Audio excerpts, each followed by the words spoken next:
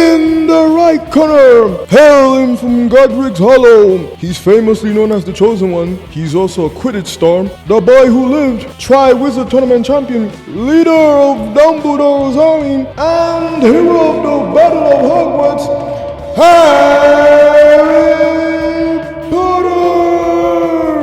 In the left corner, hailing from Eastern Magic Academy, he's famously known for being a cream puff enthusiast, gym rat extraordinaire, the boy born without a mark, member of our house, Marsh Burnedead. Ladies and gentlemen, these two are here at the battle for the title of the strongest wizard. Who is gonna win this battle and come out on top?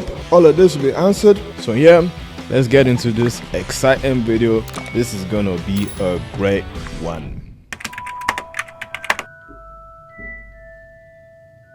Alright, I need you to answer something from me. Would you rather want to be able to fly or turn invisible? I mean, I know what I'm choosing. And the good thing with magic is that you can have both of these abilities. And why not throw in abilities like being able to conjure snakes, fix broken bones, create a flashlight, and wipe people's memories? Yup, in the world of Harry Potter, if you can think about it, there's definitely a spell for it. You just gotta have a wand, know your chants, have a little bit of focus, and yep, you're good. And my favorite thing about the world of Harry Potter is that people are not limited to one type of magic like we see in other shows like Black Clover. So when it comes to a fight, Harry basically has access to all types of spells. Of course though, there are a lot of filler spells that we ain't gonna get into, but it's worth noting the most powerful and important spells. And why not start with the most powerful spell in the whole show, Abracadabra. If you're not familiar with Harry Potter, this is a spell that instantly kills the target. If the spell so much as grazes you, you're dead. Next, we have two spells that are known as two of the worst curses. Engrosso Imperio, a spell that allows you to control living things, and Crucio, a spell that allows you to torture living things. These three spells I mentioned are arguably the most powerful spells in the whole Harry Potter verse.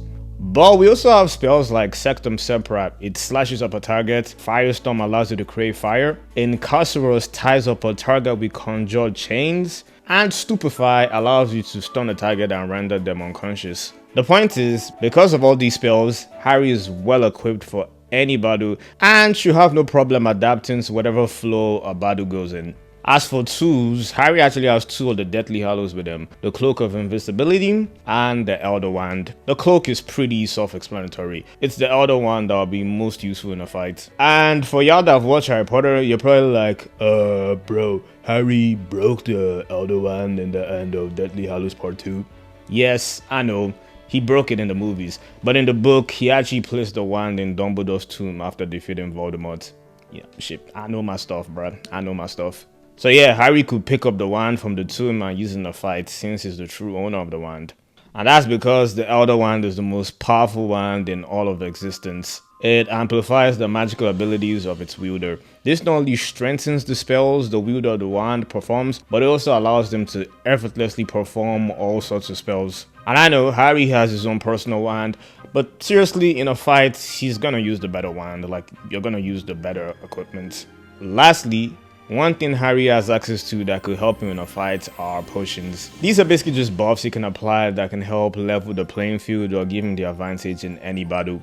The most important potion he could use is Felix Felicis, which grants the drinker good luck for a specific period of time, during which everything they attempt succeeds. There are also other potions like Essence of Dignity that heals injuries, and there are Montentia that acts as a powerful love. Actually, wait. Y'all ain't supposed to hear about that one. Moving on, Harry has a lot going for him in a fight. He basically has all the hacks and buffs that will prove difficult for any opponent to counter in a fight. All of this is going to be necessary because Harry is basically a glass cannon. He's no different from the average Joe, and he can probably do as many push-ups as you and I. Still though, this doesn't necessarily matter because we've seen how powerful magic can be thanks to Dumbledore and Voldemort. Harry was able to defeat Voldemort as a teenager, so as an adult, and with the Elder Wand in his possession, he should be able to match Voldemort's output of magic. And if he can, this will put him in good position in any battle.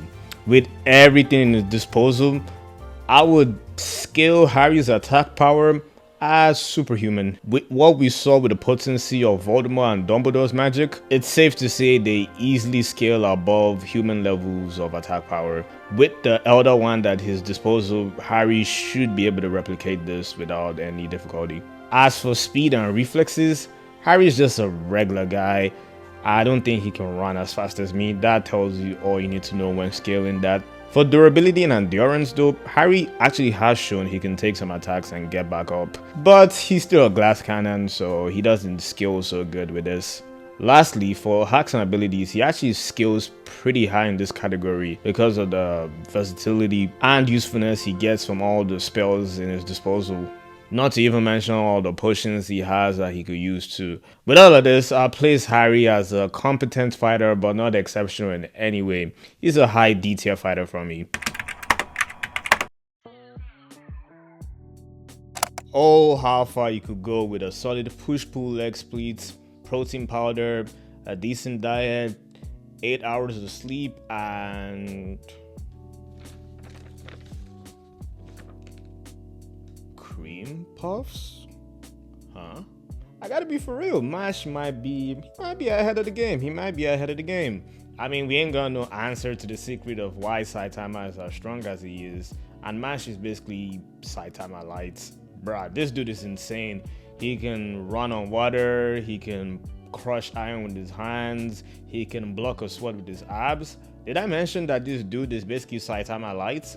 I say strictly from a pure strength perspective, he's definitely alone and on top when it comes to new gen anime characters. Mash has so much control over his muscles that he basically invented a whole new branch of magic, muscles magic. Although he's just BSing, there ain't no such thing as muscles magic. He actually can't use magic. One thing I'll give Mash over Saitama though is that unlike Saitama, Mash actually has a whole lot of moves he uses in fights, depending on the situation and his opponents. Mash's attacks are very powerful, but it can be kind of vague just how powerful they are. One episode he's punching a steel door out of the frame. The next episode he's pummeling a dude that has 0 to no endurance and they can take multiple punches from him. And they aren't seemingly one-shotted for whatever reason. At first I used to think it's because Mash is a gag manga and the author doesn't really care about power scaling, to be honest. But Mash might actually have been pulling his punches this whole entire time. Quick disclaimer though, there are gonna be light spoilers for the Mashu manga and what I'm about to say. So if you don't want any spoilers, just go to the next timestamp. That being said, back to the video. When Mash removes the bracelets on his wrists, he actually unleashes his full power. Full Muscles Magic Unlimited mode. Hold up. Full Muscles Magic Unlimited mode. Damn, that's a tongue twister. But yeah, that's the mode and it's OP. And what I like about this mode is that we kind of get a bit of scaling into how powerful he actually is. As when Mash punched one of his opponents, he actually mentioned how the punch felt. And he said he feels like getting hit with a sack of iron dumbbells. Not only that though, but in this form, Mash moves so fast that he creates after images of himself. It's kind of crazy to be honest, because that's a huge leap from being able to run on water, if that wasn't crazy enough for you. This form takes Mash to a whole nother level. The only downside is that he does get immobilized after using this form for a while because his muscles cramp up. I guess muscle cramps do happen to anybody, even anime characters aren't immune from cramps. But do you know what the crazy thing is? Apparently Mash wasn't using his full power when he was in this mode. But if you want to learn more about this, I encourage you to watch Mashu. Mashu is a great show. And for a lot of you people that love Harry Potter, it's basically Harry Potter but an anime. It has tons of references to the Harry Potter movies. So yeah, you definitely love it. Check out Mashu if you haven't watched it yet. There's one last form that Mash actually has though that he could use in battles, and that's his weakness mode. If I had to explain this mode though, it's essentially a dumbed down version of Ultra Instinct, and it basically works because his muscles are contracting or something like that. But yeah, he has that in his bag too. Another thing about Mash though is that when he fights, he sort of becomes a genius, kind of like Luffy to be honest. His battle intellect is honestly really high, and he thinks of all sorts of ways to overcome his opponents with his abilities. This is nice because it's just not a situation where he punches his way through his opponents. That tends to get boring at times. times. An example of this is when he was fighting Margaret Macron. He actually touched the wall to anticipate his attack because sound travels faster in solids compared to air. And I was like, damn, Ash knows that? Like, how does he know that? This dude barely passed his entrance exam. I was just surprised because he barely passed. He's dumb as hell. So yeah, when he fights, he becomes a genius, which is surprising. I would skill Mash in terms of attack power as high superhuman. Easily done enough to prove he has superhuman levels of strength. Bruh, this is someone that was able to overcome a monster that was way bigger than a Colosseum. And a Colosseum is 500 feet tall, so yeah, he's easily above superhuman levels of strength. As for speed and reflexes, Mash is also superhuman in this category. I mean, he can run on water. What more do you want from him? He can literally run on water. Also, for his durability and his endurance, he's high superhuman. Mash has taken so many attacks and he just gets right back up. Actually, he doesn't even go down. He just takes the attacks and keeps going. It's like, bro, does it even work? I don't even think he's taken any major damage in the whole Mashu show. Like, from top to bottom, I've not seen him take any major damage. And finally, for hacks and abilities, I actually say he's pretty average in this category. Sure, he has his muscle modes and they're cool transformations, but honestly, that's nothing too crazy with hacks and abilities we've seen in other anime, so he's just really average here, to be honest. Mash definitely qualifies as a very high skill fighter with tons of battle experience. If I had to scale him, I'd say he's a high C tier fighter.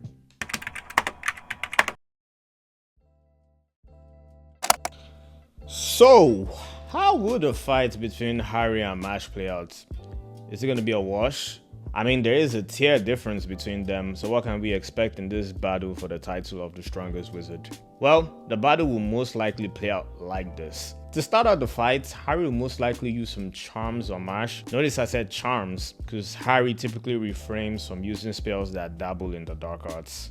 I reckon Harry would use spells like Bombardia, Defindo, Incendio to try and harm Mash. The thing though is that Mash would most likely dodge all of the spells, slap the magic away, or just tank the spells like nothing happened to him. Mash would then blitz Harry and try to land some punches with him, and even though Harry's speed and reflexes are very slow, I still think he's able to at least react to Mash. He should be able to at least cast Rotego to block some punches from Mash, or Lumos to try and blind Mash when Mash tries to close the distance between him and punch him. And this is how the beginning of the fight will probably go, to be honest. There's gonna be a bit of back and forth between Mash and Harry. Harry will probably even use a spell like Impedimenta to slow down Mash to try and get some other spells to land on him. I reckon Harry would use more powerful spells like Redetto, Stupefy, or Sectum Sempra to harm Mash. And the spells might even do damage. Actually, they would do damage because he is using the Elder Wand, but it would just seem not to matter because Mash would just tank the damage and keep on trying to blitz Harry. Eventually, Mash would get the upper hand and turn the tide of the battle in his favor. We've seen him do this countless of times in the story. I mean, one thing he could probably do is mold his wand into a shield and use the block Harry's spells, get close to him and land a punch. He actually turned his wand into a table tennis racket to rally some spells that an opponent used against him. So this isn't anything out of the ordinary. Or he could literally go on the ground, get right next to Harry, dig him down, and immobilize him.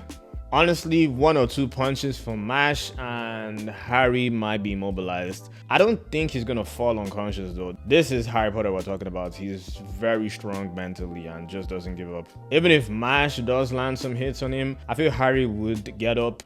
Mash would probably notice and tell him, hey bruh, it's all over.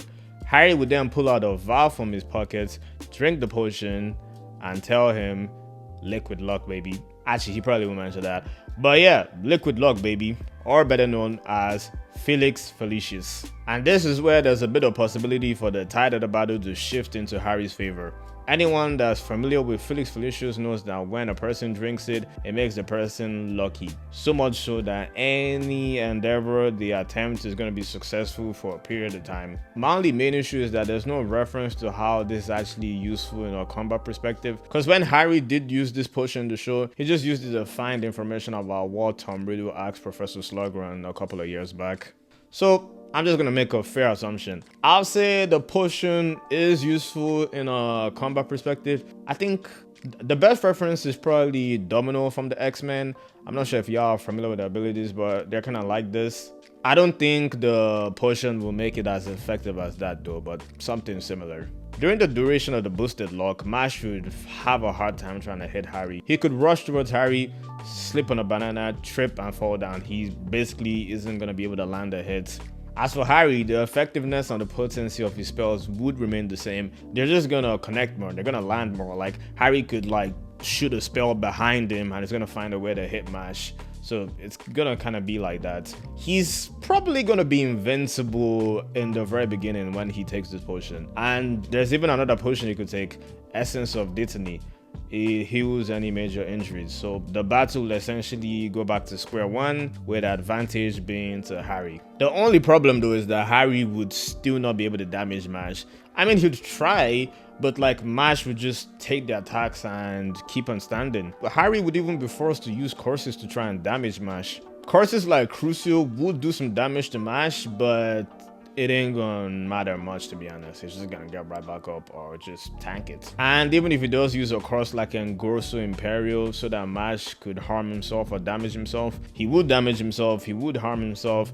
We've seen him do this in the show before. It ain't gonna matter, he's just gonna tank it. And this is where he would lose. Harry would see Mash removing something from his wrist. He's not gonna be sure what's going on. The next thing he's gonna see Mash is right behind him from his side eye. He's in a chokehold, and Mash says, "Sorry, bud, it's over." He clenches his muscles and he chokes out Harry. Wait, pause. Pause.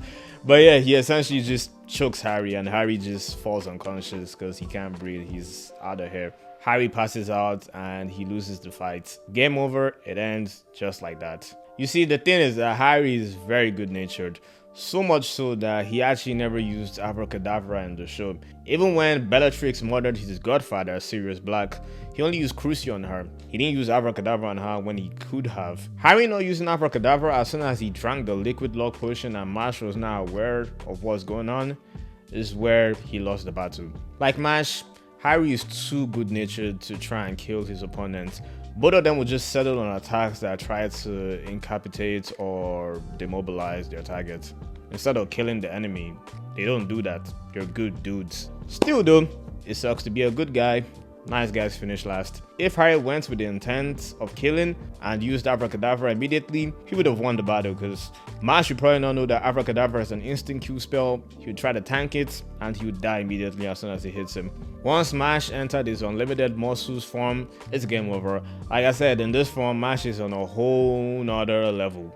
Mash would just blitz Harry with an attack. He wouldn't be able to react. He'd land a punch and it's all over because all of his stats are significantly boosted in this mode. Harry can't even fuck with this mode at all, really. Like, it's really GG's.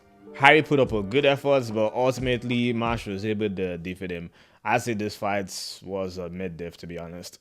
Still though, even though it wasn't ultra competitive from beginning to end, this was still a fun fight and I actually love to see something like this animated in the future. Which other fights between anime characters and other characters from movies or books would you like to see? Comment down below.